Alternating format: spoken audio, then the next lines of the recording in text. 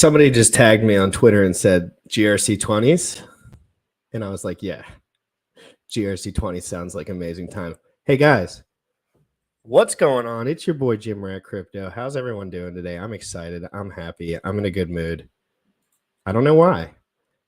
I really don't know why. Actually, I'm a little bit anxious, but I'm excited. I'm excited. That's usually me. A little anxious, very excited 24/7 until I go to bed. GRC20s to the moon, guys. GRC20s. Oh, God. Guys, I wrote GRC coin and everyone went nuts on Twitter. I was just joking. I was literally kidding, guys. Twitter has been a riot lately, guys. Everyone's starting to really double down and just get into the details. Good threads on Twitter. Funding JAMA. All the Hexicans are coming back to be nice. And I'm not saying coming back to the gym rat, but they're being nicer to the gym rat. Okay, so let's move on that wave. I like when everyone's I'm that guy that doesn't like horrible enemies. Like, I don't want a bunch of enemies around me, but I don't care if you think we're friends. But whoa. Guys, come on. T-shares, baby. No, but seriously, me and Sam are going to talk about some things today, and some things about Richard Hart, some things about Jack. Not so much things about Jack because there's not as much information out there, videos, but we're going to be looking at some of Richard Hart's old work right when Hex was being launched, like right when he was just in his, like, literally launch. Like, he was going on stage talking about Hex in front of Bitcoin people, trying to talk about some of these things. I need Sam's take on some of these things. But then the title of the show today is GRC's problems with Zen crypto. So I actually want to talk to Sam about what problems could we come up with in our head, what things.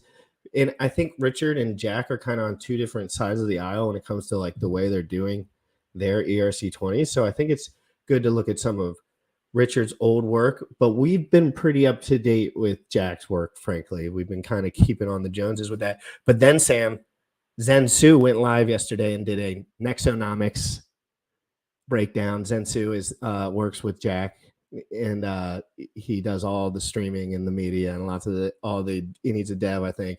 So we're going to look at some pieces from Nexonomics, and it's very complicated. How many complicated things can we get attached to this before GRC has blood pressure issues?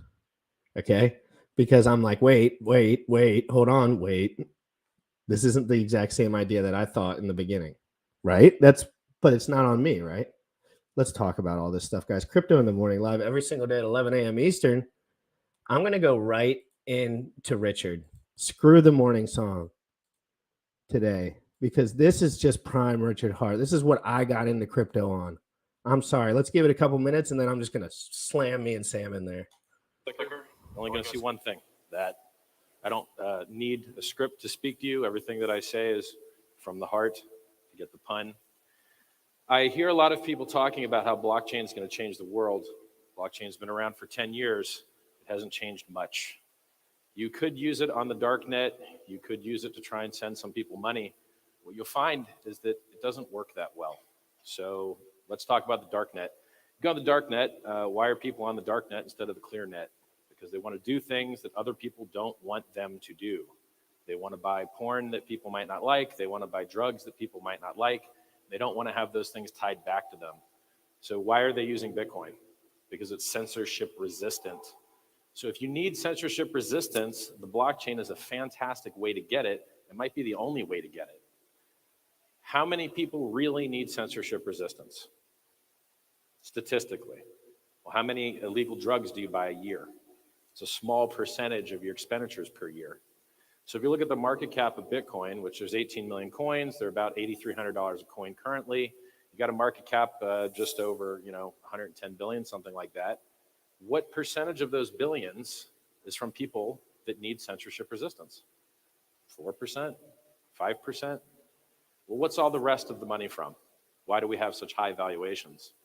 For the same reason Ponzi schemes have high valuations, because lots of people buy and they don't sell. Well, that's pretty good if you want to create a new currency. New currency is only useful if it has a large market cap. Wars of liquidity are what make currencies better than other currencies. Why is the US dollar the top currency in the world? Because it has the largest liquidity. If If you want to buy it, you want to sell it, the market doesn't move against you. You don't have much slippage. It's accepted everywhere. It's not the best currency because they keep printing it all the time, but it's better than all the other crappy currencies that they print more of every year. And so a lot of people have shorted the dollar and been destroyed because they forget that the other things the dollar trades against are crappier for the most part. Gold was crappier for the most part for a long time. It had its peak at about $1,900 in US dollar to gold pair per ounce in 2011. Now it's 2019. It's been 8 years. Just this year, it went up 30%. It still needs to go up another 30% to get back to the all-time high that it had, right? And this is known as the most stable currency that you can get. It's so stable that the central banks of countries buy it to secure themselves against existential risk, right? So in Europe, you guys tend to have a couple wars every once in a while here, last 100 years or so, and whoever held the gold got to recover the best when it was all said and done, right? So what do I tell this to you guys? You know, Bobby Lee come up here and told you, you know, don't sell until it's 700,000 a coin or something like that. That's a strong statement, right? It turns out that in the real world, everything is an S-curve. There's always something that caps your adoption. Nothing goes up forever. Could Bitcoin become $700,000 a coin? Sure. It's very easy to do if the dollar becomes worthless, right? Then 700,000 US dollars a coin isn't that much because the dollar's not worth that much. You don't want to live in that world, right? You don't want the entire world to burn, but you have a larger slice of a smaller pie. The world's better off if we have larger pies. So my belief system, the best thing a cryptocurrency can do is go up in value, right? Crypto's been around for 10 years, just for fun. How many of you guys used Bitcoin today? This guy almost raised his hand. That guy raised his hand. I'd say there's maybe 100 people here, so that's 0.5% maybe used Bitcoin, right? You already know what time it is. Crypto in the morning. Crypto in the morning. Crypto in the morning. Waiting on phone. Crypto in the morning. Crypto in the morning. Crypto in the morning. Crypto in the morning. Crypto in the morning. Waiting on phone. Crypto in the morning. Crypto in the morning. Smoking no blunt on my way to the gym. 11 a.m. I'm already tuned in. Got me some hacks and I'm making a stake. Got me some heads on, I'm making it rain. Pay me some maxi and that's just in case. Jim Reddit sent me to show you the way. D5 Pro, yeah. Crypto in the morning. Crypto in the morning. Crypto in the morning. Crypto in the morning. Crypto in the morning. Crypto in the morning. Crypto in the morning. Crypto in the morning. Crypto in the morning. Crypto in the morning.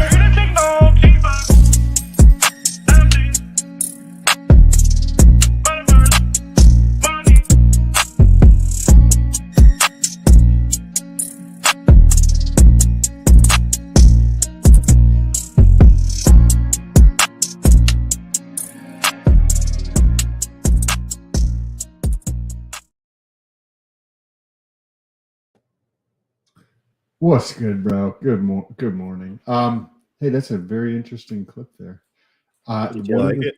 One of the things that he mentioned in there is that blockchain is very good at censorship resistance, and then he questioned that how many people actually need censorship resistance. I think at that moment in time, it appeared that it was relatively low, but I think it's actually higher than what a lot of people realize. And it's not just because of the pandemic and that garbage, right? I think that it's also has to do That's as far as you're going with those words for the clips. Yes. That's as far as you're going. That's the only word you could say. And I'm not even sure you could say that one. Sam's clips get evaporated into thin air right the second they get uploaded. Like if I press upload on a clip where Sam's going in, God just must remove it immediately because it's so much propaganda. But there's other forms of censorship, right? Like there's the form of censorship in the sense that anybody who's watching or listening, can't invest into IPOs of large companies, right? There's going to be an IPO of Starlink, which is like the global ISP from SpaceX, right? So this is a global internet service provider. They provide internet all over the planet with satellites, and it's low latency, so you don't have this gigantic delay, right? I would like to participate in the IPO, and I can't. right? So there's some censorship there. I have a business, right? And there's certain companies that, because of the law, don't want to do business with me. So that's a form of censorship, right? There's other forms of censorship here and there all over the place.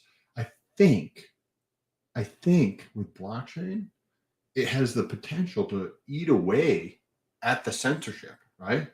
Over in all these nuanced little areas. It has the form of this, where you have to eat away at somebody being censored. It's like telling GRC you can't do something, right? There's that industry there. There's some person who's censoring that. Well, it doesn't just mean like, okay, you can't talk, right? But it's also, you're not allowed to do these things. And that type of censorship happens all over the place. And I think that the blockchain will continue to eat away at that over time. But a very super interesting clip. Yeah, no, in everyone that's in here thinking I'm trying to be whatever slick, I have something stuck in my eye, and I don't care what you have to say today, because there's something in my eye, and I tried to get it out, and now I look like I'm dying, and there's still something in my eyeball. So we're just going to talk to Sam for a minute, but I do want to get right back into it, of course. Sam, listen, let me tell you something real quick, a saga kind of that I know you weren't paying attention for. So I started watching Richard in 2019, but I immediately started his first videos, which were years before, because, once you get into something, you got to get it from the beginning or you're not getting the full story. And Richard went from Bitcoin maximalism to Ethereum maximalism when he started realizing the Ethereum projections for price were getting redonkulous, so he had to buy a bag. I remember him saying it. He was like, I had to buy a bag. The projections were like redonkulous. Like, he was like, oh, the amount of people coming in, you know how it would be if those users were flooding it. You would have no choice but to buy a bag, especially if you had a huge position. And he talks right here about the Ethereum roadmap really early on. This was 3 years ago, guys. 3 years ago. Him talking about Ethereum roadmap. Remember, he went from Bitcoin maximalism, then Ethereum came out. Then he has to be a human. He's a human. He has to realize these things. Realized you could build on Ethereum and it was more secure, in his opinion, as far as whatever he was trying to do. So, and then he dropped Bitcoin Hex, right? So he dropped Bitcoin Hex, and this was one of his first interviews on the topic. And this is when he goes through some of the roadmaps for Ethereum. And I think this is really good to highlight. This is a good interview with the guy named Token Metrics. Don't copyright me, bro. This was old AF. Don't be copywriting your boy. It's my job. Not the technology, it was the way people would use it. Well, The utility. I didn't like when they had that hard fork and took away the hackers' money. I didn't particularly like that, but they can't do that now anyway. It's just too diverse now. You can't get, you couldn't do it now, because if they could, they would have gotten back the parity multisig money. They would have gotten back the Polkadot money. So right here, guys, he's talking about problems with Ethereum. So this was 3 years ago. He built on Ethereum, and now the guy asked him, what are some of the worst things about Ethereum? And I should have scooted it back just a bit, but let's just go here. This will be good for everyone. No one watches this shit, dude. There's 27,000 views on this. I got 100,000 views this month. All-time high, by the way. Nice. And, thanks. And this was only 27,000 eyeballs, Sam. So, and I've watched it probably 14 times. So that's 26,000. Okay, so you So began this will be the origin story of Richard, how he got into Bitcoin in just about like 2 or 3 minutes. mining Bitcoin with your gaming cards. Yeah. This was This 2009, was 2011. 2011. 2011 first quarter. So I think. Now, go ahead. what got you into Bitcoin? Was it the vision? Was it making money? Well, I mean, when I had those big companies and I had billed so many dollars on credit cards, I knew how shitty credit cards were, and I knew that a native internet currency would be amazing. And I thought it wouldn't work until the Silk Road started accepting it. I'm like, oh, okay, this really actually will work. All right, I'm getting in, right? So I knew that there was a huge opportunity for an internet native currency to replace payments on the internet, because I had done so much billing on the internet. I knew what the game was, and the game's Now- usually terrible. Like billing on the internet really does suck. It's I gotta pause it there and talk to Sam. Him and Richard are very similar, and they do a lot of internet transactions for businesses. So, Sam, can you comment on that point and all that? It is. So say you have a business, right? And you can think of your business as like on the street, like in your local, wherever you live, that is very busy, right? And so you have people coming into your store because that street's busy. Well, that's your internet store, and people come by and the traffic gets into your store. One of the issues that I've had, and I'm sure anybody who deals with any sort of volume on the internet from transaction, is the companies will shut you down from processing payments. Period. Doesn't matter. They will shut you down. Open that up in layman. So at one point I was using PayPal to process transactions, right? So you have your business is just like the ability to capture somebody's money. That's all, right? Like if you have hands, cool, you can start a business, right? But on the internet, having a portal where people can give you cash is how you're going to do that, right? And so PayPal can help facilitate this in terms of payments, right? So if somebody wants to pay, they can pay with PayPal. So PayPal shut me down, right? And they steal the money that was in the account, right? So you provide services and or products to customers that pay you. You take the time out of your day, you package these products up, and you ship these out, and you pay UPS or USPS or FedEx or whatever to ship these to customers. And then the payment processor, right? Because they want to hold on to your money. So then they will just be like, oh, we're shutting your account down and we're keeping the funds in this. You don't get these funds anymore. So they'll just steal people's money. So this is not the first. I've had multiple different payment processing shut me down. And you probably have to plan for that because you know it will occur. Therefore, Correct. you have to have backups. Therefore, that's so stupid, like annoying. I literally have 4 different right now, and I'm working on a 5th. Like, yeah, and you have to do that with everything, dude. Even I have to do that with shit. It's like you have to have, I need 4 channels because I know how things go if I get popular and I'm not going to stop telling the truth and my truth, period. I need 4 channels because I know that at least 50 or 60 of these guys would just hop onto your channel or CITM or whatever. Like whatever it is, we'll just keep it rolling. The internet doesn't stop. It's flexible now.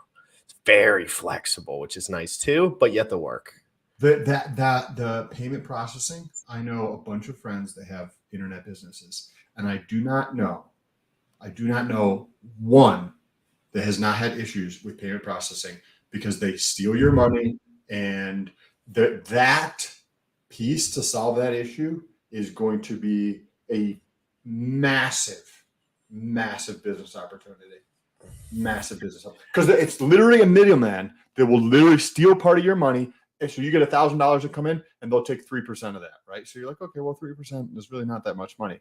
But now think about this: they don't do diddly squat.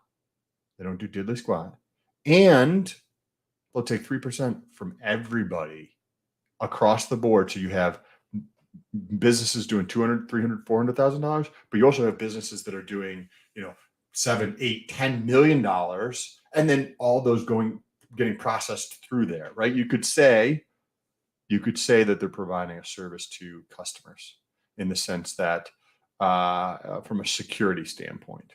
But I think that there is a far better option out there. And even if just removing the censorship piece of it, I think that would make the whole service better, period. Because there's so many workarounds, whether it's setting up another entity, whether it's setting up multiple different ways or doing things on the back end. So you have 4 or 5 different payment processing options so that it doesn't matter like some dumbass company shuts you down kind of thing, because then you can continue doing your business, right? And that piece is going to get solved because all small businesses have to deal with that. I don't know any of my friends that have internet businesses that have not had to deal with at a bare minimum one payment processing company shutting them down. And I've had multiple shut me down. I've also a YouTube channel. Especially if your business has anything that they don't like attached to it, which is everything that's cool. Literally everything that's cool. Like I could sell like stereos and probably get away with it, but it'd be like, even in that industry, I'm sure there's just disgusting. But then they would say something about his marketing. They're going Right. to come up with a solution because they have an incentive to, because then they're going to steal your fucking money. If I'm processing your transactions and I hold your payments there for, say, 48 hours or 72 hours or a week or whatever it might be, right? And in the process of even if it's just 24 hours, and if there is like any pressure on me in any way, shape, or form, I just shut your shit down, and then all the payments that come in, I'm going to keep those, and I'm going to come. And then you have to prepare to like not care about getting shut down on like 10 of your avenues. Like Right. you're like, okay, well, this year I'm planning for 3 to get shut down, and I'm going to have 13, and then hopefully there's not 5 shut down, right? It's like, how bad is it going to? I know that vibe. That vibe is a horrible thing to carry around, especially if you're trying your best to do a business. Like what? Let's get back into Richard. What got you into Bitcoin, guys? Lots of people in the chat. 115 in here. Happy Monday. Boom. We're dropping serious heat this week. And thank you guys so much for the channel has been doing really well with the metrics lately. And I can only blame that on you guys technically, because without you guys clicking the buttons, there is no metrics. It's just me talking to Sam like we used to, which is still very productive, but scales worse on the cell phone than on the YouTube. So me and Sam wanted to do this every day for you guys while we ride this incredible wave to 50% adoption. Me and Sam are going to stop when there's 50% crypto adoption, but we'll do pre-records and shit, so it doesn't matter. But you know what I mean? 50%, the next 5 years, me and Sam are projecting within 3 to 7 years, 50%. Do you know why me and Sam are sitting here right now? Do you know why I'm working all day long to provide as much good content as I can? Like real information, not just baloney, because I think this is going to go nuclear because we're working hard and we have the Fed pumping our bags in the next bull run. Hex is the ultimate Fed coin because it's all on chain and it just pumps with, no, I swear, it just pumps with ETH so directly. And we know ETH and the Feds are enough there's enough in there. There's enough in the tank. Everything's connected now. Bitcoin's pumping. Is the bottom in? Did Richard call the bottom? What's going on, Sam? Let's talk real quick about that, Sam. He's calling bottom 11K. We're moving up. Are you thinking this could be a fake pump? I think about, Chris, we got 2 things, right? It could be a fake pump and going up, and then we have some event happens, the bottom drops out. And then I recognize that like the bottom and the market changes because we've had more, and think about the last time the market was down drastically, right? The market has changed. There's a lot more people in the market, and there's a lot more new people coming into the market on a daily basis around the world. And so it is also possible that there's so many new people that are coming into the market today and that have come into the market that we've already seen the bottom. That is 100% possible that we've already seen the bottom. I agree with you because you're open on both ends, which is really, how can you not be? None of us really know. But I'm going to go ahead and give you my hot take really quick. I'm going to make this short, guys. I've been looking at these charts for a long time and listening to Richard talk about these charts. I think we're right here. I think we're going down to here. I think we're still in this section right here. I think we're seeing a little bit of relief, whether this is that little second wave. That I think it's more the second wave of relief. I don't think we'll get to that 5 cent point. And maybe at that second hump. And you want me to pull up the hex chart to show like where, like I'll see how that right where you were just pointing on the chart there. Just go about a half an inch to the right. Right here. That maybe that's where we're at, where we're going up, and then we're going to continue down further, right? Like just in that slant up there, right? It's 100% possible, but like I don't know if the increase in adoption is going to offset that, right? Like I think it is possible that the increase, given my belief system that, like, okay, We've got a small single-digit percentage of the population of the planet that is in crypto. That's going to 100%. On its way to 100%, we have to go from single-digit to double-digit, and it's happening very quickly. So I don't know how this is going to play out, but I just see that there's a lot more people that are coming in today. Then again, like what so let's compare that to the Bitcoin chart. Let's just look at the two real quick. So we'll just say Bitcoin is the ultimate psychology of a market bubble chart for us because we're in crypto. And so let's look. So we see, let's just assume that was that initial bottom was that God candle, right? That initial bottom. So we'll come back over here and line this up. That would be right here. So right here, no, I don't know how to highlight it. Right here would be where we're at. Now let's go back. We had a little pumpy, and then a little downy, then a little floor right here. So that might be the floor. Sam's kind of alluding to that might be the floor. And then there might be one. Yeah, so it's right around that area. I mean, but to not think we'll have a lot of sideways action coming up here. I don't think we're in the depression phase yet, Sam. My channel's metrics aren't feeling depressed. Like, I don't feel the depression. I still feel excited about new opportunities. People are still hiring devs at a high rate. But that could just be crypto adoption 101 because we know crypto is just going to adopt like crazy. I think that was a good little segment in there about those two things because I think it's important to know sideways action for you LP gods. And from like a practical standpoint, like what can somebody do? Like if you're working a job, the best and you believe in crypto, the thesis of crypto and stuff like that is buy more crypto now. Like just continue to buy every week. If you have $200 or $300 of discretionary income, that's income that you can spend on increasing your lifestyle and or investing for the future. Spend that $200 or $300 in buying crypto, and you'll thank yourself in the future because this depth of the market at the next bull run is not going to happen. It's just not going to happen again. There's going to be far too many people in the marketplace for crypto. Different coins will drop as low as 90, but the coins that have fat liquidity, it can't. With 50% adoption, it can't drop as low.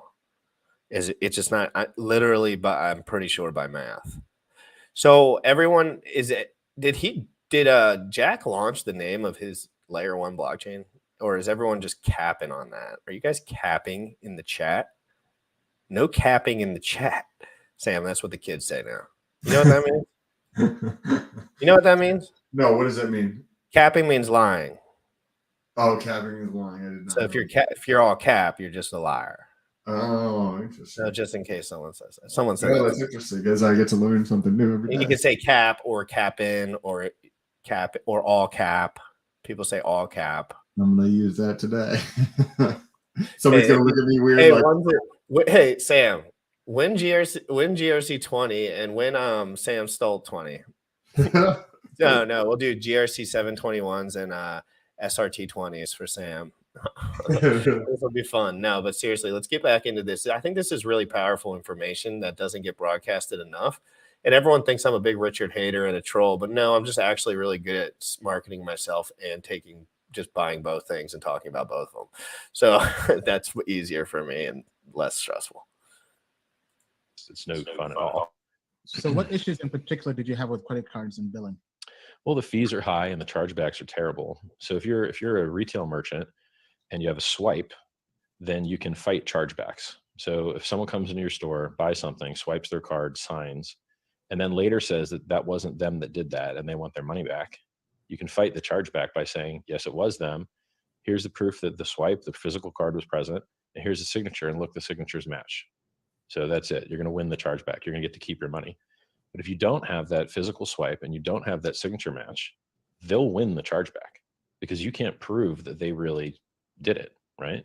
So if you're doing mail order MOTO, mail order telephone order orders, which is internet basically, you pay an extra % on processing. So back when I was doing this, it was 1.49 on swipe and 2.29 on MOTO.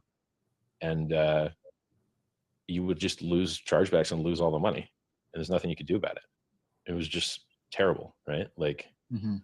Like, for instance, imagine selling someone a Bitcoin, and they give you, $7,500 on their credit card, because that's what Bitcoin costs today.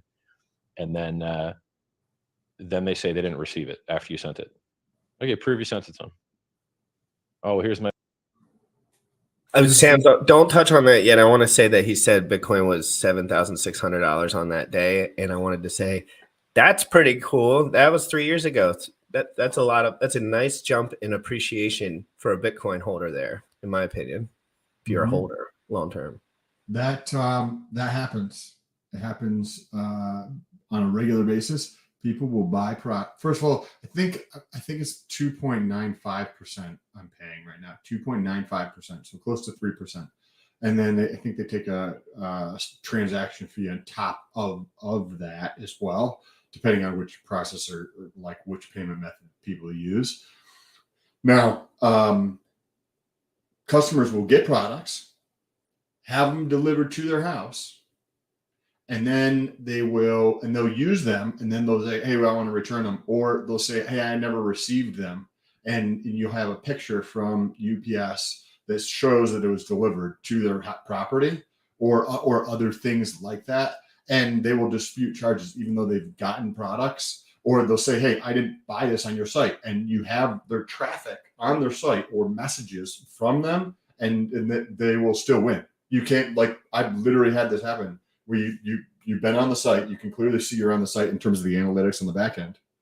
You can see there's communication between the customer and the chat, and you get to see this. You get to see their address and all this kind of stuff. Who else is going to put this shit in there, right? Not me. Like, nobody else is going to put in shit to send to your house, right? And then customers will, we should call them fraudsters, right? We'll go through and dispute them.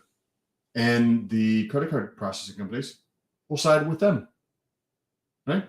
They'll side with them because they already got their money. They can give two shits. They can give two Fs at all. So that's definitely a very good point and valid point by Richard. I love that he's talking about some of the stuff that Sam aligns with, because he deals with this baloney all the time. And I'm sure this is nice to hear someone else actually verbalizing some of these probably 170,000 hours Sam's had to deal with bullshit for no effing reason. That's the problem. The problem is that Sam should not have a problem selling something. It's just not, and I shouldn't, and you shouldn't, and this shouldn't be the rule. And I can't build a deck on my house that has because of stupid footers, and the guys don't answer. They don't answer the fucking whatever. You have to like send them documentation for them to like come check out it's the smallest deck in history. And I can't even go about it because I live in the city, and they all just notice it all. They'll just drive by and be like, someone's building. Someone's building something on the corner. It's utterly ridiculous. It's utterly I can't build a deck I can't, my grill. It's on my front porch. It's in the same name as telling you to wear a diaper in your face. Hey. That's it. It's in the name. If you can scare people, and that's your legislators, if you can get them to say that things are scary enough, they'll put in rules and regulations that reduce freedom, right? You could just go build whatever you wanted in the past, right? If we're shitty, cool. You lived there, right? And because of all of the ridiculousness over the years, there's bureaucracy and bureaucracy on top of bureaucracy with more bureaucracy on the side, and bureaucracy coming is the second course, right? It's just ridiculous how much like freedom is lost in that process. Yes, I couldn't agree with you more. This is an important topic, and this is what, Sam, can you see why I really got into crypto? Like, could you see how someone young like me at the time trying to figure all this stuff out could really align? I was having problems with business. I was having problems with everything, man. Everything nothing fit.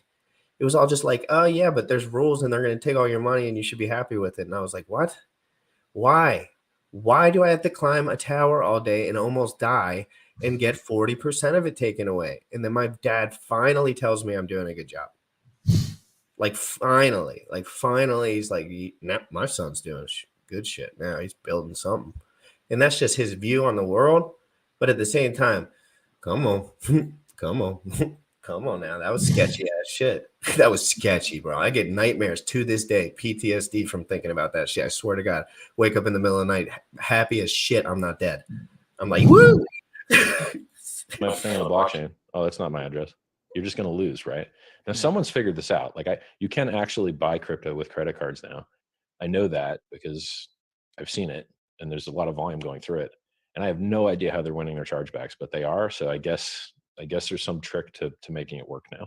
Yeah, I don't know what that trick I'm not is. sure how they do it, but I do know because with token metrics, we've also been looking into adding crypto as a form of payment, and it is very tough trying to deal with traditional finance world and the crypto world, and bringing the two together has been very, very tough and tedious. You But shouldn't even try, truthfully, because you can't do recurring billing, and that's where all the money is.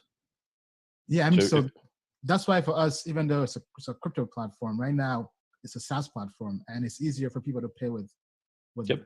With Stripe. It as always will opposed be. to with crypto. Yep. It always will be. Maybe for Because people you who can't do pay recurring annual- billing because you can't do pull payments. Yeah.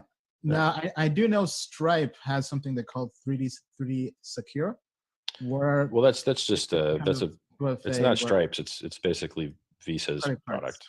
Yeah.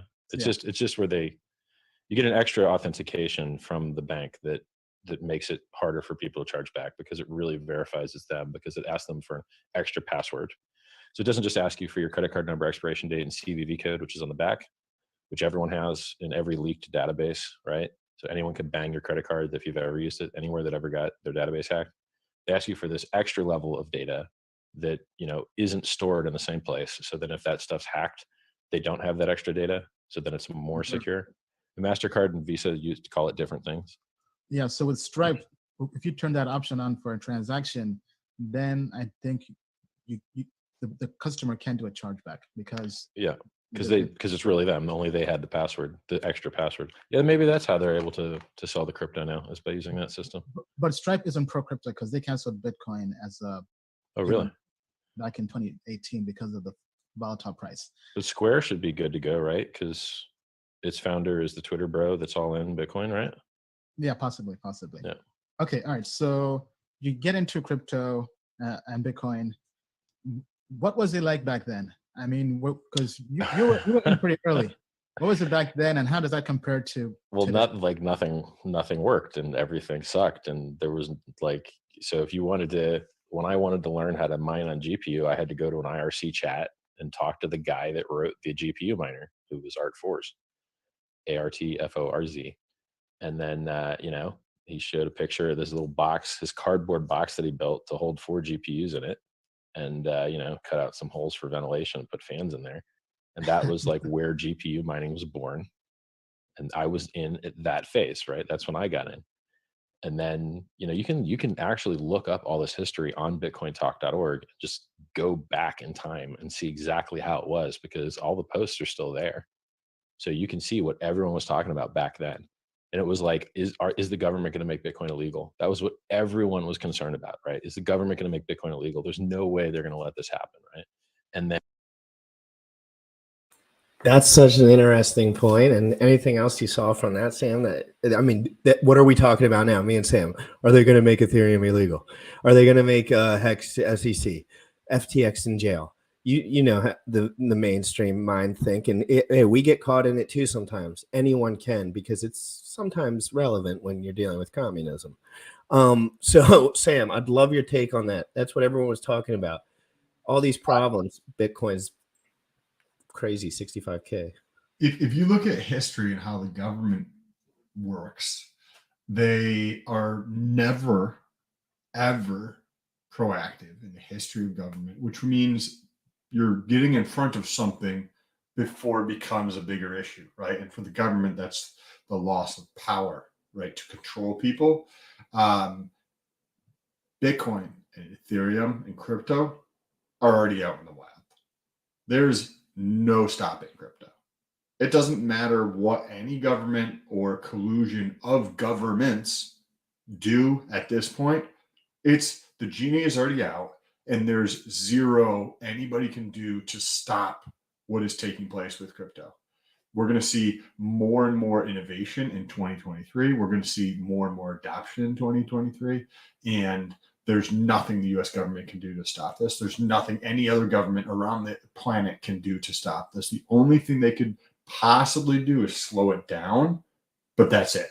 Because then it's going to be inevitable. Like you try to slow something down, but then the rate at which it adopts in the future actually accelerates, right? Because you're just putting a dent in the adoption today. Those people that we're going to adopt today now are going to adopt more so in the future. So the adoption, that it causes even more issues, right? Because then you have adoption happening at a faster rate in the future. So there's nothing the government can do. I did have an interesting thought about, the U.S. government, right? If people in this country went back to the basics, like went back to the Constitution before the Federal Reserve and created a real currency, a CBDC that was structured with crypto principles.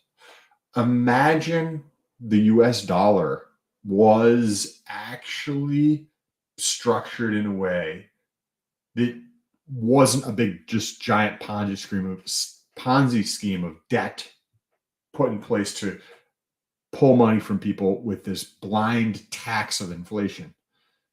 And it was something where it was immutable. There wasn't a bunch of pre-minted things out there. Nobody could go through and change anything in the code. And it was entirely on chain. If they came out with something like that, that right there is the only hope I see. Like, okay, if somebody, and I know won't happen, but if somebody could go through and put this forth for the U.S. government to come out with the CBDC in this structure, that's the only saving grace. That is the only saving grace, because anybody with common sense is not going to want to be in a CBDC from the euro that's going to have backdoors. It's going to have the ability to shut people off, et cetera, right? Nobody's going to want to do it from China. Nobody's going to want to do it from Australia, like anywhere else. But if you came out with something that was actually trustless in a token, where it's like, okay, cool, the supply is going to increase at X% per year, and it's already out there, or whatever the case is, and you can't change it, like that's the only saving grace I could see for the United States. I'll give it 0.011% on United States executing properly. You're being generous on that one. We got money to send to Ukraine, and you know that, Sam. So don't joke about this shit. You know bad shit's going on over there. We got to send them that loot because our guys are good in the United States. When I go out into the city, all I see is smiling, beautiful faces down here in Baltimore. Okay? No homeless people. No begging for money. No 7 murders per night. No absolute corruption gone wild. And that's all I see down here, frankly. Baltimore's a really good example of a horrible city. Why? Not because of the sports teams. The sports teams can be lit. Like, it can get lit up in here with that stuff. Okay, guys, that's a distraction. The truth is, there's nothing but fentanyl sales going on. And that's it. That's actually it. And the drug dealers down here aren't super, super sophisticated. It's very like people just dying in the streets whenever. I picked up a lady off the street who was just tweaking. She was old as hell. It was cold as hell. She was hands and elbows on the ground. She just face planted. And everyone was walking. I mean, what are they going to do? Like, it's literally like, what are you going to do? She wasn't even responding to me helping her. So I really couldn't even help her because she wasn't dead, but she couldn't get up. So, and then again, it's just normal. It's normal. But we need to send money to Ukraine ASAP. I'm telling you, be more is fine. No young men that could change the world down here that are looking for a way out. I'm sure you could help 10 or 20 really smart, young, gifted men down here. They could change the world forever. And that's what you can do things like that with YouTube too. Because if you actually stand for the right things and try your best, you can actually let other people will just do that. You don't always have to be right or wrong, but people are like, oh, these guys are trying their best and they're being honest. I can do that, right? Like at a minimum. And Richard, you should go back to just doing that snap. But again, Rich, you do whatever you want, brother. Make those T-shares work for me, though, Rich. Come on, Rich. Don't fail me. I'm a turtle, Rich. I want those T-shares, baby. And, turned out fine. Government didn't make it illegal at all, right? They made it legal actually, right? So there's a New York bit license. There's regulation. It's on the CFTC CME exchange, right? Like it has regulatory certainty now, but back then it didn't. And since it was, peer to peer, you wanted to make ads, you made your own ads.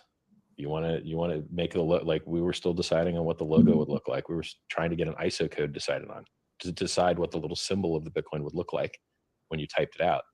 Those things weren't decided then, right? So you got to have a say in those things. It was interesting. It was different. That's all we're gonna do on that. That was early days on Bitcoin, right? But people still have a stake today in the sense that, like, if you're hungry and you're willing to put in the work and educate yourself and be around the team of people, you can create something in crypto that is incredible because we're so early. You have the rest of the world behind you that is going to follow you into crypto. You're leading the charge already. So if you take a responsibility, if you see it in your heart to go through and create something and build something, you can do that in crypto, and everybody else is going to follow you. Everybody else in the planet is going to be in crypto in the future. Sam, my dream is to have scaling expert Jack Levin and DGen chart liquidity expert Richard Hart together to merge and use their powers together to help scale product and scale the idea of not your keys, not your coins. Because that's the quickest idea that you need to get spread out to as many people as possible. And they both represent that. Nobody gives a shiitake mushroom about what's going on in the liquidity pools, except me and Sam and a bunch of degens. But it's important. But the people don't care about that.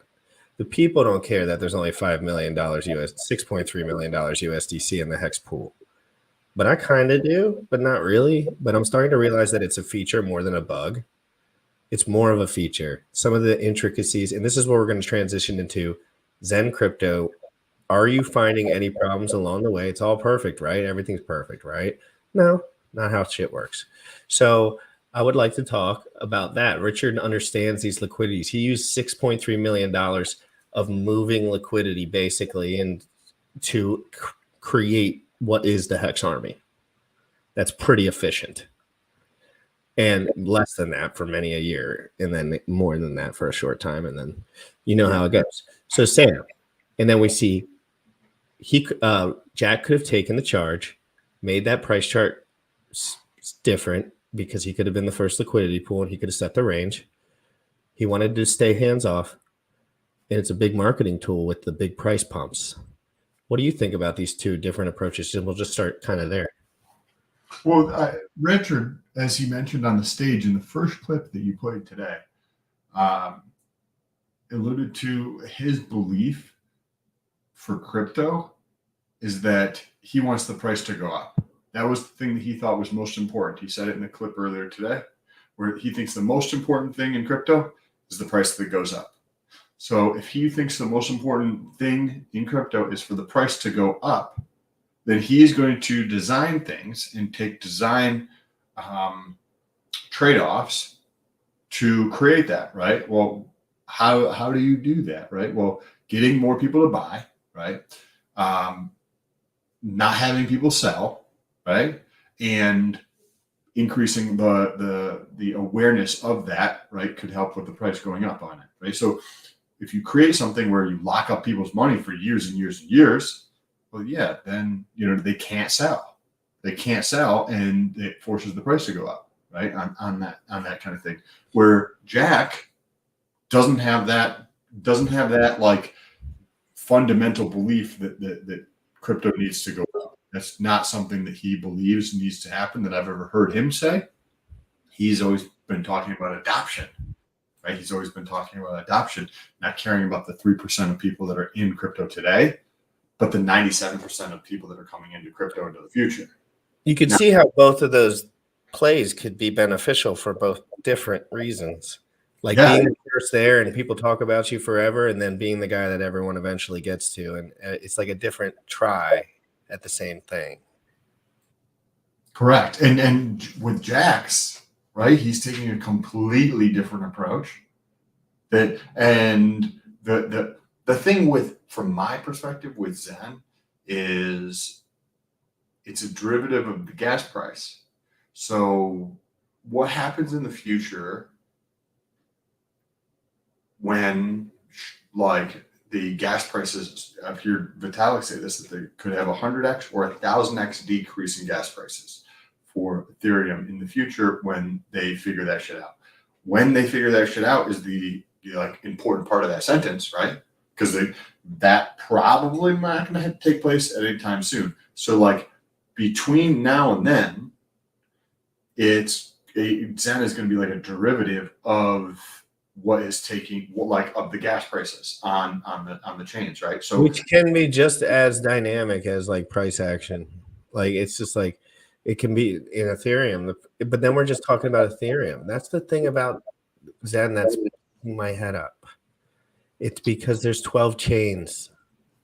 It's messing with my head. I can't think about it right. I can't think about atomic swaps properly yet. I don't think enough people are using it yet.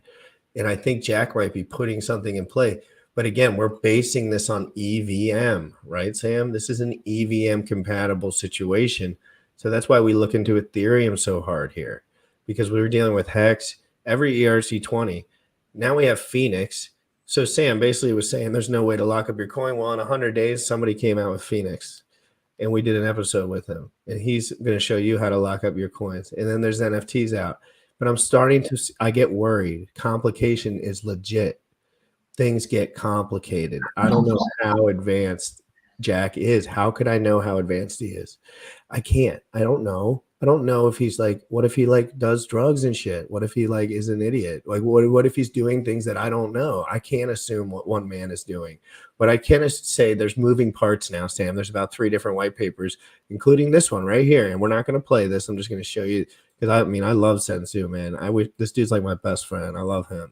And Sam's going to get to talk to him too. Eventually we'll get a show at the same time, and we'll play this a little bit at the end, but he went through the Nexonomics yesterday, live streamed it, kind of like how we did, but he works there. So the thing about Zen is that like it has to take time.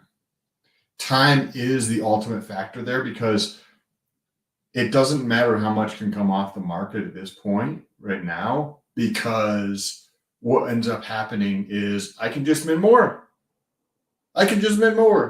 Right? So it doesn't matter how much comes off the market. If it's locked up in Phoenix, it's burnt towards NFTs or whatever the case is. It's until the catalyst of time has played out and the amount somebody can mint has drastically decreased.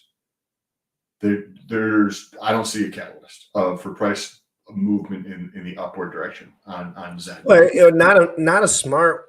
not a make sense one. Wouldn't really make sense is what you're saying. Like, yeah, things happen in crypto. We all know that. Someone could come out with a GRC20 on the Zen chain and it could get wild really quick. And I'm just saying this to kind of like random stuff happens that pumps the price, but that doesn't change the ratio from a ETH derivative. It just doesn't change that ratio for me. So what happens? What happens if the price goes up? So let's just play this out. The burns, Sam. The burns getting ridiculous. Another Zunicorn yesterday. Some like 7,580 NFTs minted. So we have to look into some metric. Remember how I say it's complicated. I know, but so what happens? Let's just play this out. So let's play this out. So let's say there is a bunch of it that's burnt, and let's say we have 100x increase in the price of Zen. What does that mean? That means me minting a batch of Zen can dump that shit more profitably. That's all. And then that's going to continue. And then somebody else is going to go through. Well, the time space to get a good amount of Zen does change. Like, I mean, 500 days is 500 days. Like, that's a long ass time. But let's say this, right? So you have 100x increase in the price, right? And so there's batch minting, right? So say if I took $1,000 in a batch mint for 1 month, and that allows me to, given the 100x increase in price, because it's only 1 month out, that $1,000 batch mint allows me to mint $5,000 worth of Zen that I'm going to dump on the market and 5x my money, right? I know, Sam. Yes, And that's in a bull run, that would make a lot of sense too. You'd be like, oh, fine, that makes sense, right? So, guys, remember, these are all Fed coins to a degree, but what Zen is traded on centralized exchanges. I can't research it. I can't research it, brother. Bro, Sam, you know I care about this shit. And not many people in this world probably actually just want to look this shit up when they wake up, like for whatever reason. I'm just into it. I got here early and I'm just into it. And once I go on centralized exchange, I don't know how to do it anymore. I don't know. It changes every metric. And what is Hex? The ultimate Fed coin, the ultimate on chain. On chain, Sam. We talked about this last night, I think, and it's just miraculous saving grace of Hex crypto is that it's 100% transparent on chain. In my opinion, something about that, Sam, the narrowing of focus. You know how Zen's kind of doing the scaling from the sideways? Yeah. And but there's one Hex USDC pool, and anyone who puts money in that little pool just shoots the price up, right? But in everything, now we got Zenith, he's a burn. I got 150. Yes, scaling wise, but what do people actually want? And I have to worry about this for myself. Like, I'm going to be successful probably in a way or two, like over the years, I'm sure. But like, if I had money, I would scale 10 times faster. So that's the thing, right? So Zen is scaling faster. Period. It's scaling faster. Does that say that the price is going up? No. I said that it's scaling faster. And if Jack is able to continue scaling this, we understand what happens with Metcalfe's law, right? We understand that as you increase the number of people in a network, that network grows exponentially. And because he's scaling faster, if he's able to continue this, I don't know where this leads to. I don't know what like the layer one would do in this case. I'm not sure how this would play out, right? But what I do know is that you can use the Hex community as an example. What happens when you have somebody that is intelligent putting together a team of people to create something that intentions seem to be pure? They just want to take care of themselves. And through that process of taking care of themselves, by owning like 90% of the supply, they want to help out other people, right? So when you bring together smart people, when you bring together talented people and creative people that are drawn to this, you get really interesting results. You had mentioned about the developers, and the more developers come in, then you have this idea generation of like what's new and possible. If Zen continues to scale and bring together people at a faster rate, it's only a matter of time till that community is larger than the Hex community, and then it's going to be larger than the next largest community, right? If Jack is able to continue scaling this, so as he on that road to that, it opens up new doors. You can't do the same things Instagram does today if you have 1/10 of the number of users. And the same thing happens with crypto.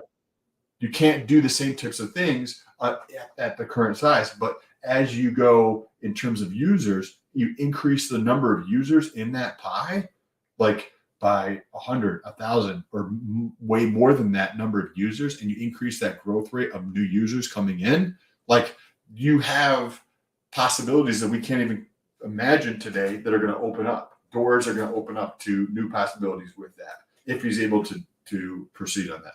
You had pulled up a video you wanted to get into. Yeah, so I actually wanted to watch the end of that Richard Hart. This one ain't there's 4 more minutes on this. This is really good shit, guys. I'm sorry. This needs to be put on the internet more too. So like I'm doing 2 things at once. Sam, if you have to hop off, just do it whenever you got to. But I think you got 15 minutes or so. Guys, make sure you're smashing the like button in here and make sure you're hitting that subscribe button. I'm really trying to grow the channel. Whether you subscribe or not, I'm going to grow the channel a lot. So might as well just subscribe. Just subscribe, hop on. I'll remember you at the top when I'm on Fresh and Fit with my ass out, okay? You remember? I'm just joking. I don't really want to do that at all. So I would really just want to get rich and cover everything from this seat. Hopefully this seat is somewhere near Frosty at some point, or Sam or somewhere, not where my seat currently resides. But Sam, we'll touch on that at the end too. Sensu goes into what is next. In our the next, oh, they're messing with me. The next time we talk about Zen, straight up, we're going to have Sensu on and we're going to talk deep. We're going to go deep. And tonight I'm actually trying to get a show for us. So if you're available tonight for recording, that would be ideal. Of course, we're going to have clips. Guys, I've been clipping like crazy. You guys have been showing major love on those clips. That's big time, guys. Thank you. That much, because the dollar's not worth that much. You don't want to live in that world, right? You don't your adoption. Nothing goes up forever. Could Bitcoin become $700,000 a coin? Sure. It's very easy to do if the dollar becomes worthless, right? Then 700,000 US dollars a coin isn't that much because the dollar's not worth that much.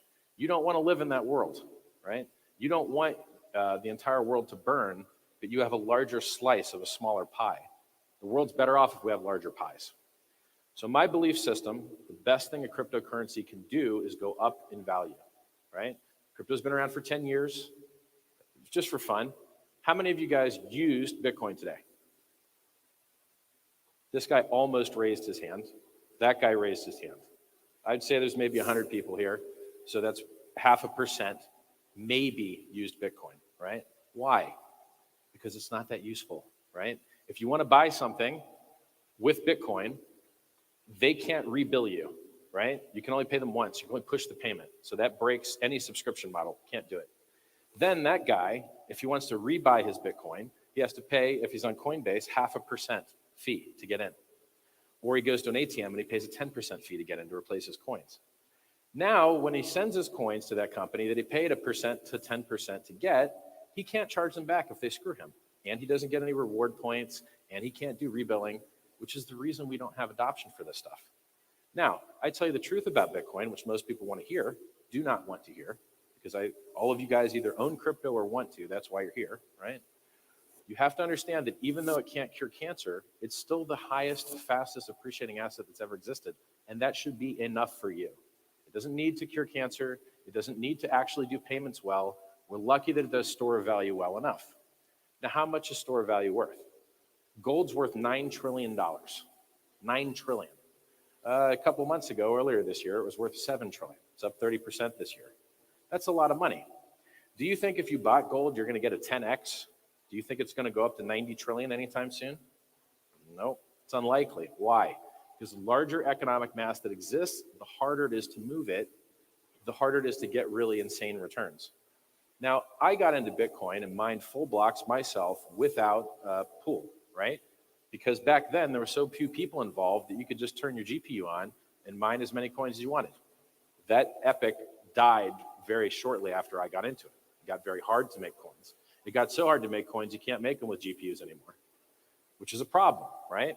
If the only thing that Bitcoin does well is censorship resistance and appreciate, because most of it's for speculation, well, that means that having centralized miners control who can join the network is terrible.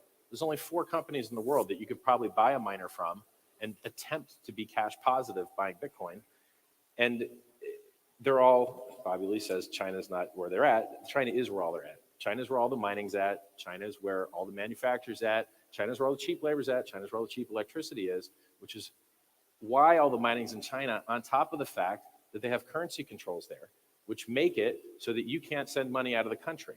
You have a cap on how much you can send, unless you can get into crypto and get around it.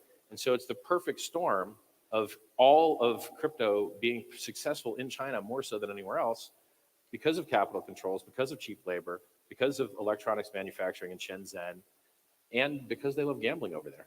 And because speculation is such a large component of cryptocurrency valuation, the Chinese run it. There was a token called Plus Token in China that owns 1% of all Bitcoin now. Straight Ponzi scheme. Ponzi scheme is where they promise you that they're going to return you a lot of money, but they don't actually do it. They run out of money. They pay you, they get new money from these guys, they give it to the old guys, but eventually they can't do that anymore, and then they just exit scam with whatever money they had. These guys exit scammed with $1 billion. They have 200,000 Bitcoin. They've got, I think, 600,000 Ethereum. They also got a lot of US and other stuff. Now, those founders got arrested and extradited to China. I think the main guy is still free. And it sucks for me because I want to know where their coins are so that I can stop them from claiming these, because I don't want to give them free money, right? I'll give you an example. So what does this mean? I think that you can build a better Bitcoin. I think that Bitcoin has a lot of problems. I've been in Bitcoin since the beginning. I'm an expert on it. And there's things that I wish it could do better, right? So the mining ecosystem is terrible. What are we doing in mining? We're protecting ourselves from what? The miners themselves. It's a protection racket. It's a scheme. The only people that can attack you are the same people that you're paying, please don't attack me. And what do they do with that money? They take that money that you give them and they sell it on the market, pushing the... Sam, this is some of the work that got me to really think proof of stake back in the day, like, was the way, like, you know, because he was talking, and I really would like your take. I'm going to rewind that just a hair. I want your take on that point where because he talks a little bit more about the intricacies of like buying hardware and like how that can be a trouble with, he's had trouble. And I want to know your take on all that, because we're diving into proof of work, proof of stake like crazy. Me and Sam want to get to mining some Chia or something. We're trying to get some mining going because it's a learning experience on steroids, and you get to earn some yield usually. So I know Sam's excited about that. My electric bill was $596 this month. Yeah, for Baltimore Gas and Electric. So it was crazy. And I've been using my computers and all the lights, and you know how it goes. The Bitcoin price down to give it to electric companies to pollute the environment. Were you going to go back a little bit? Bitcoin, because that's a security model. My bad.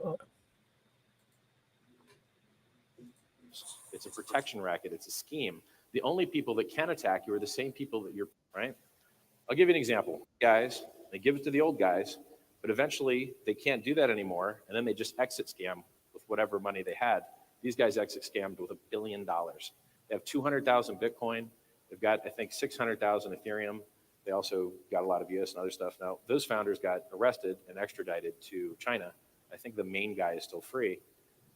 It sucks for me because I want to know where their coins are so that I can stop them from claiming these, because I don't want to give them free money, right? I'll give you an example. So what does this mean? I think that you can build a better Bitcoin. I think that Bitcoin has a lot of problems. I've been in Bitcoin since the beginning. I'm an expert on it. And there's things that I wish it could do better, right? So the mining ecosystem is terrible. What are we doing in mining? We're protecting ourselves from what? The miners themselves. It's a protection racket. It's a scheme. The only people that can attack you are the same people that you're paying, please don't attack me. And what do they do with that money? They take that money that you give them and they sell it on the market, pushing the Bitcoin price down to give it to electric companies to pollute the environment. Now, we have to do that in Bitcoin because that's a security model. We use proof of work, but they're overpaid. And there's a lot of cryptocurrencies that move a lot of value, use less waste and less pollution, right?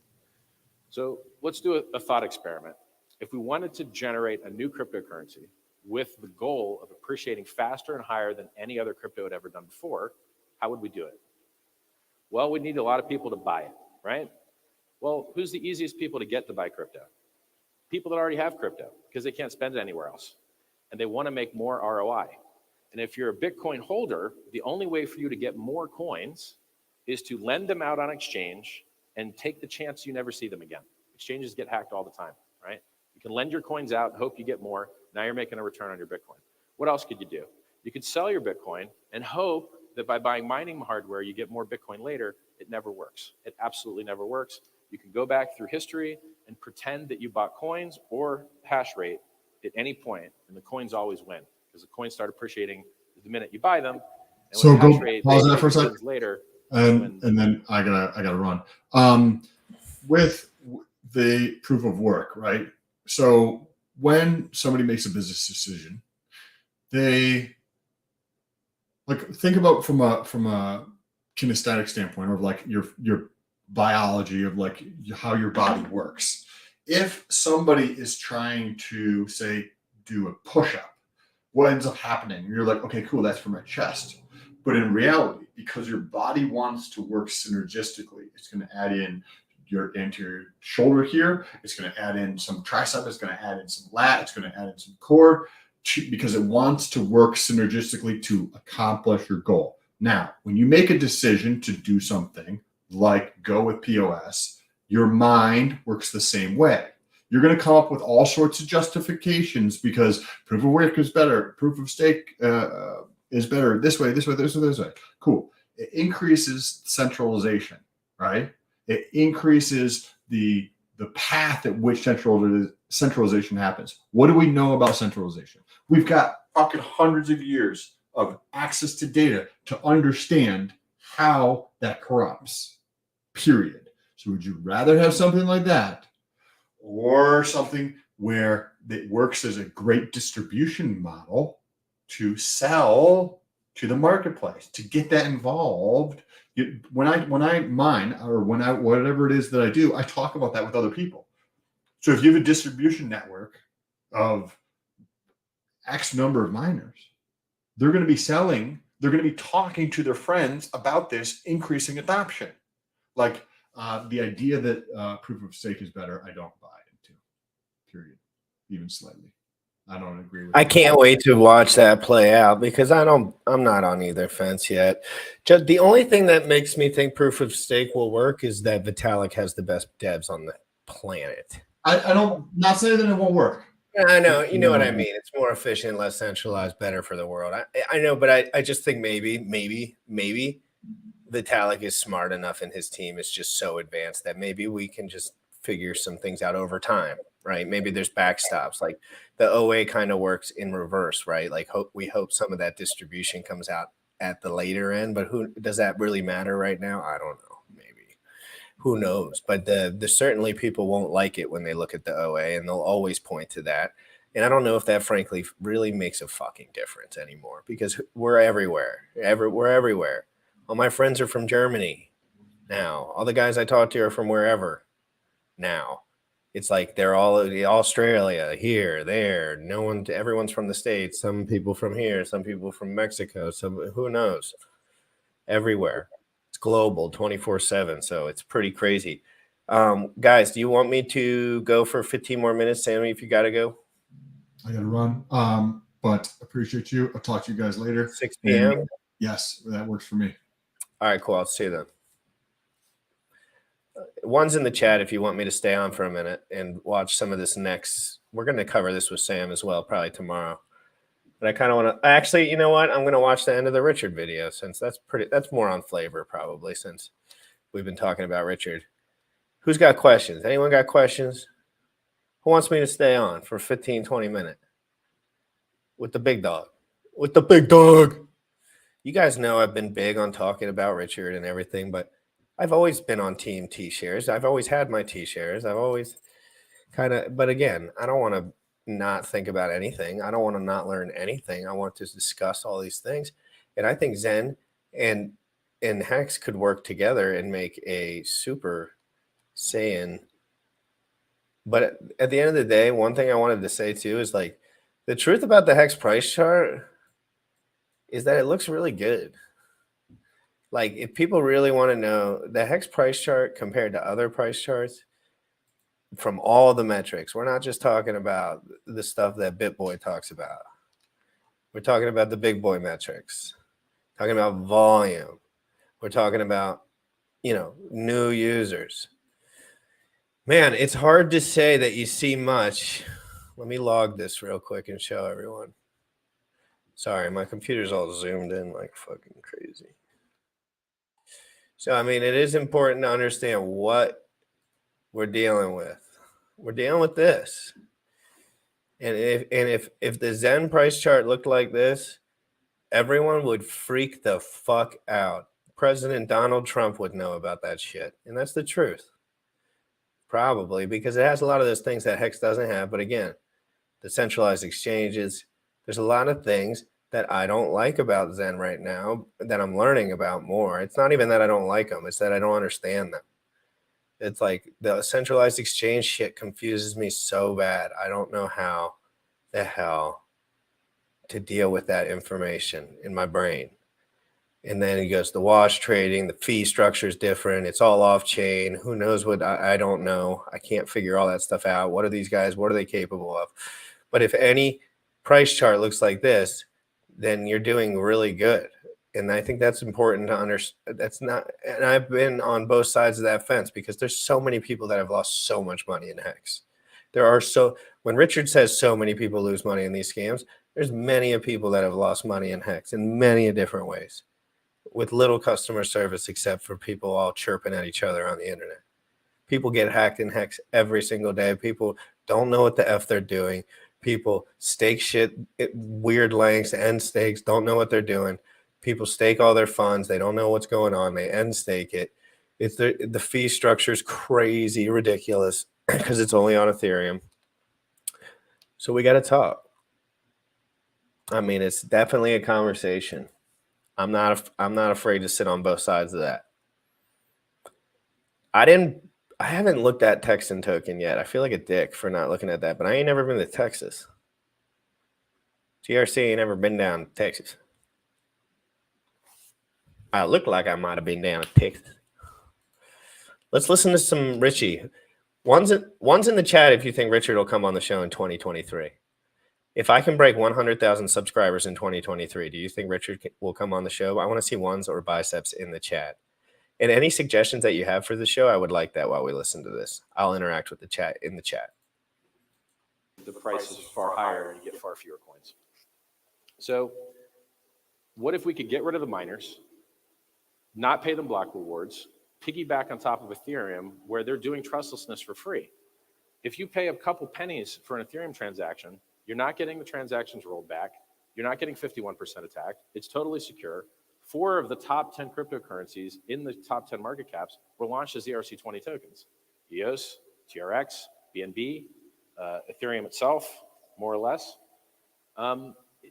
So if security and trustlessness is already free, why should we overpay it with block rewards? Why don't they just make their transaction and that's enough, right? What else could we do? Well, how do we onboard all those crypto users that have crypto? We give them free crypto, just like Bitcoin Cash did, over $1 billion project. Just like Lumens did, over $1 billion project. Just like XRP did, over $1 billion project. When you go through the top 10 coins, giving free coins to people is a wonderful way to onboard them, like freemium, like coupons, and then they buy more because they like it, right? We could also attack a larger market. Can Bitcoin do all of finance? No. Why? Because they only can give rewards to miners, and they don't care about things like holding. In the real world, we care about holding. If you go to the bank, what are the top 3 most successful products at the bank? Savings account, checking account, time deposit, CD, certificate of deposit. You lock up your money, they give you a better interest rate. Do we have that in Bitcoin? Nope. Why? Because you can lock up your money, but you won't get any rewards. You won't get any benefits from it. You just won't be able to spend your money. That sucks. So what if we control the supply and create a smart contract that says when you lock up your money, you get all the inflation. You get all the new coins, not the miners. Now you're paying people to hold the price up because they can't sell the locked coins. In Bitcoin, you're paying miners to dump the price, to buy electricity to pollute the environment. It's the exact opposite. So we reduce the price pressure from miners selling. We give free coins to Bitcoin users. If you guys have Bitcoin, you'll be able to claim these for free, trustlessly. It's not an airdrop. Nobody hands you the coins. It's not a fork. There's no Bitcoin code in it. You can read the code. It's on the website. Giving people free money is a very easy sales pitch, right? Now, how do we get rid of the whales? So for instance, Bitcoin Cash gave the Mt. Gox trustee 190,000 Bitcoin Cash. Legally, all he could do was dump them on the Bitcoin Cash holders' heads. And that's what he did. He sold 40,000 Bitcoin. He sold 40,000 Bitcoin Cash. He dumped the price of both things. And how was the world better for it? The world was worse for it. So we remove that guy. We don't let him claim. We know his addresses because they're in the court documents.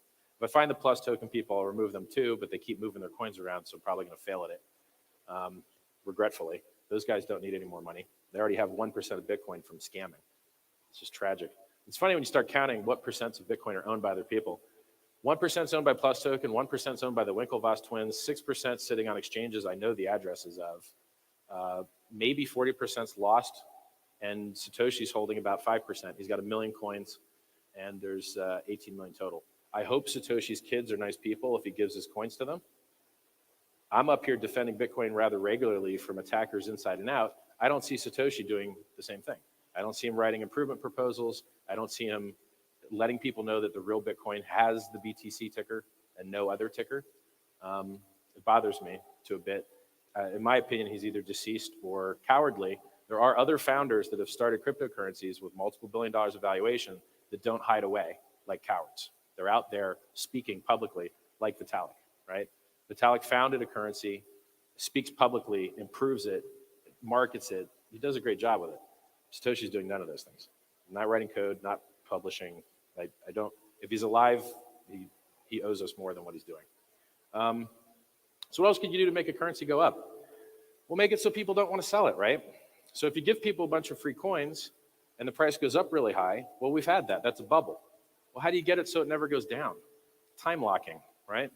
So this is the first currency that will have a chart of future market supply, which has never existed before.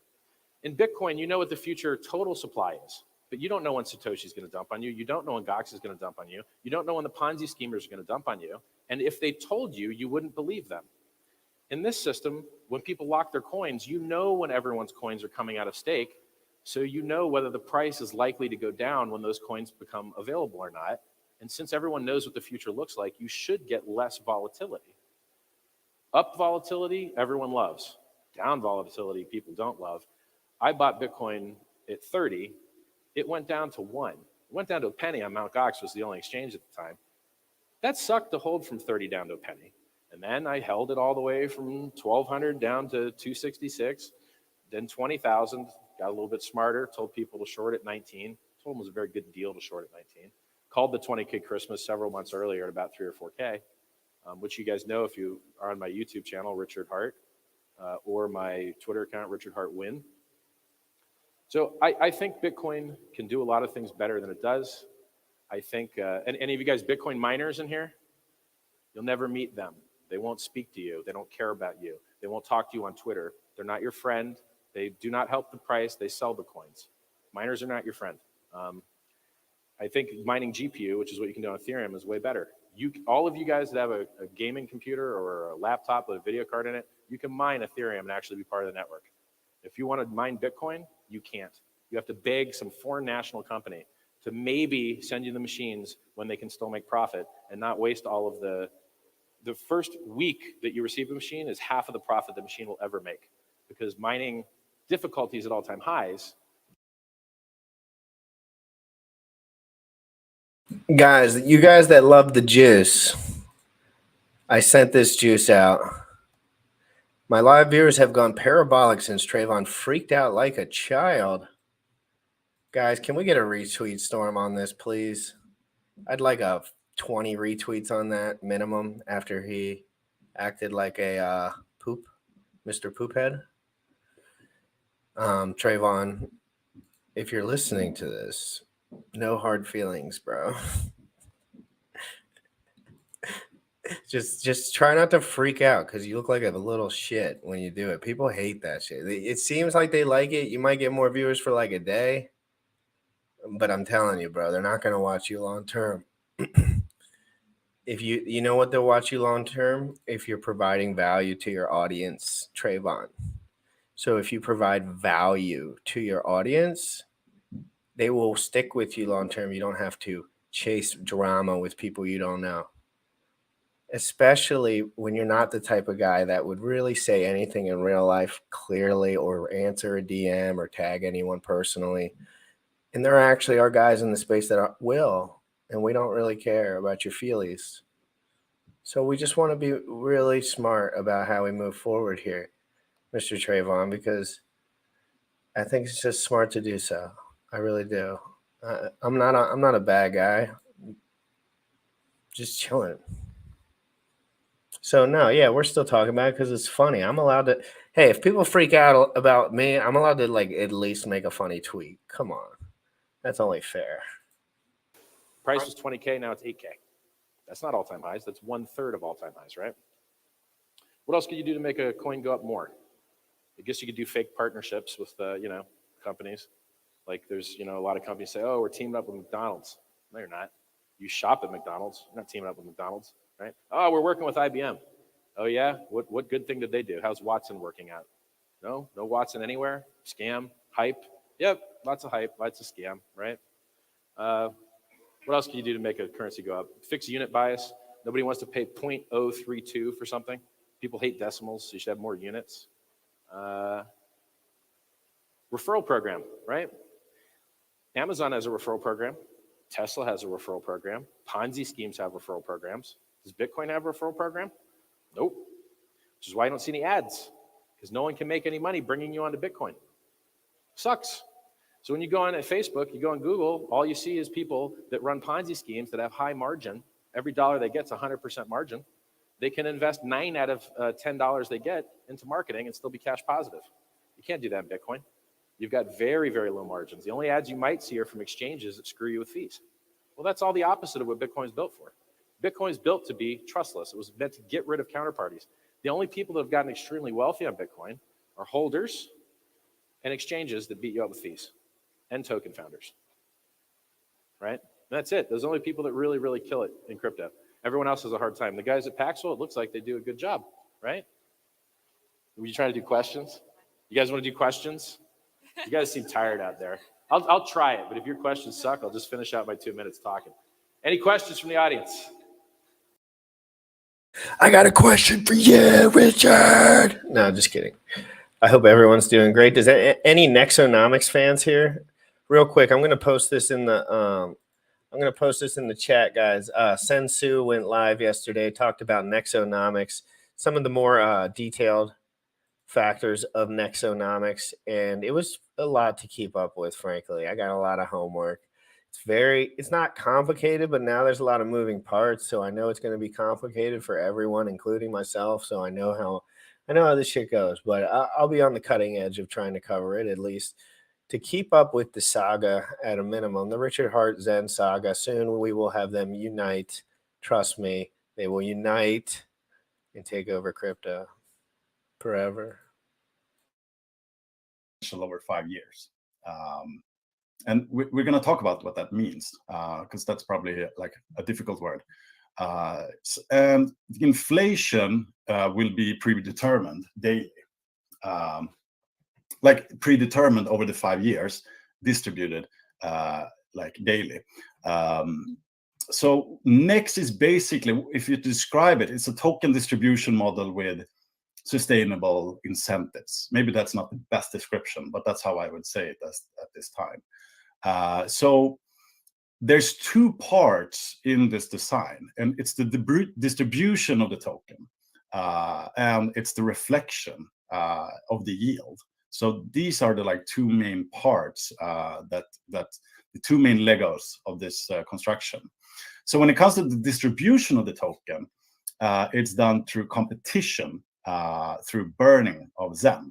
So that's a very interesting dynamic. And the reflection is basically the yield is generated and then the yield is distributed. So the generation is and distribution is through reflection, so to speak. So the behavior to maximize your NEX, basically, and this is what's guiding this design, is how can we burn as much Zen as possible as fast as possible, and how can you stake, and then also if you stake NEX for as long as possible. So that's how you win, basically. That's how you maximize your NEX. So basically, a user can mint a new very scarce token and also stake it to generate yield coming from users who unstake before you, from transaction taxes, from volume, and allocations from competition. So those are the 3, and we're going to cover them more deeply. So I'm going to drop that video below if you guys want to watch that. Boom, boom, boom. I watched that last night, took some notes. It's a little all over the place, but if you take it slow and kind of think about each movement of the Zen, it's a little bit easier. Just don't think about all the crazy words. For all you haters in the chat, just chill out. Go waste someone else's energy. Go waste your energy on something else. Like, what do you give a shit about my stakes and shit? My T-shares work just like everyone else's, whether you guys like it or not. I know it. You guys need to stop with the communism, or you're going to suffer impermanent loss, just like Buck did right here. with the peen. Okay? Amazing day, guys. Have an amazing day. Thanks to everyone for the support. This channel is growing. A lot of the metrics are growing, and it's exciting to me, and I'm happy about it. And I'm going to continue to provide value to you guys as I move forward, trying to cover a lot of the details. I have about 6 or 7 pre-recorded videos that are going to be coming out this week with Sam and a guest. A couple of them are just me and Sam solo, so make sure you hit the like button, hit the subscribe, get the bell going. Guys, I got a lot of 2-hour bangers that are going to be coming out with Intro to Chia coming out this week. If you guys are interested in Chia with Orca, that's a feed with Orca, and we're going to be doing Chia 101 here shortly.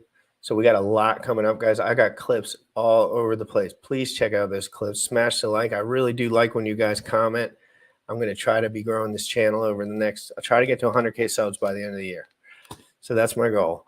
I didn't really have a goal last year, but this year I have a goal. So I just got a 20X. That's not that bad. It's possible. So we'll do a nice 20X this year and show those haters what's up. Hard work, transparency, emotional strength and emotional resilience is what's important in everything. And that's what we talk about on this channel a lot. Emotional. You got to take care of your emotions in order to be a proper investor. Some people freak out whenever anything happens to them. They freak out, they cry, they whine, but they don't look in the mirror. They forget to look in the mirror and ask, I'm a human too. I need to put in work. I need to try my best. Or what am I doing here? And people will get weeded out because it's all about passion and it's all about transparency and it's all about doing the right thing. And that's what we stand for on this channel. So let's get it. You already know what time it is. Crypto in the morning. Crypto in the morning. Crypto in the morning. Waiting on phone. Crypto in the morning. Crypto in the morning. Crypto in the morning. Crypto in the morning. Crypto in the morning. Waiting on phone. Crypto in the morning. Crypto in the morning. Smoking a blunt on my way to the gym. 11 a.m. and I'm already tuned in. Got me some hacks and I'm making a stake. Got me some heads on, I'm making it rain. Pay me some maxi and that's just in case. Jim Reddit sent me to show you the way. Crypto in the morning.